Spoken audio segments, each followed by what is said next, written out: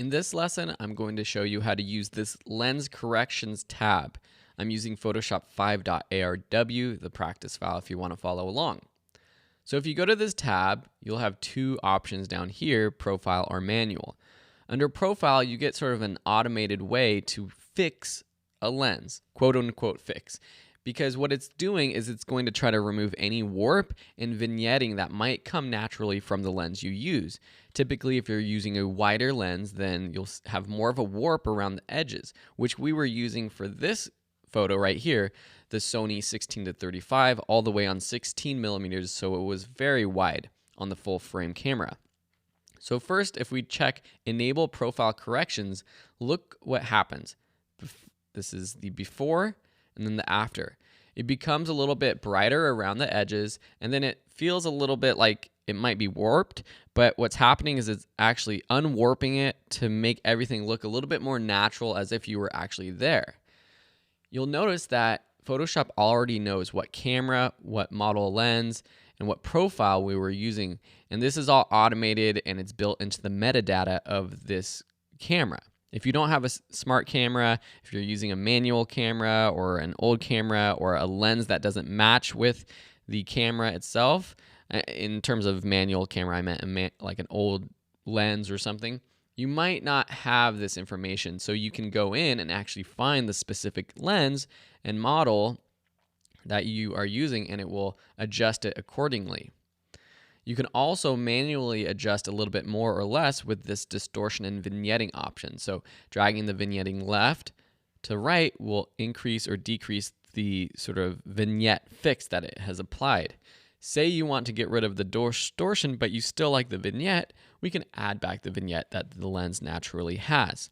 The distortion, on the other hand, will again bring you back to how it was shot, to how it was fixed in the middle. Or if you drag to the right, it will sort of flatten it out as even more. So you can adjust this to your liking. Now, these corrections are only if you don't like the look of your lens. If you like the look of your lens, then there's no real reason to adjust these things. Now, what about chromatic aberration? I don't know if we'll be able to see it in this image, but sometimes, depending on the setting and situation, you can kind of see it right here. You'll get these sort of purple and green lines on the edges of things. Checking on Remove Chromatic Aberration will get rid of those lines and make it more of the natural color, which you can see here if I turn it on and off. It makes this line more blue, which is probably what it more naturally look like. This photo has a lot of blue. I'm not seeing really much green or purple. Let's see if we turn this off. So this is a good example of a lens and a camera that doesn't shoot with a lot of chromatic aberration. But I just wanted to point that out. If you are in a setting where you are looking at your camera and you see like some weird purple hazy lines on the edges of things, or green, that's what chromatic aberration is. And by checking this on or off, you can sort of remove that.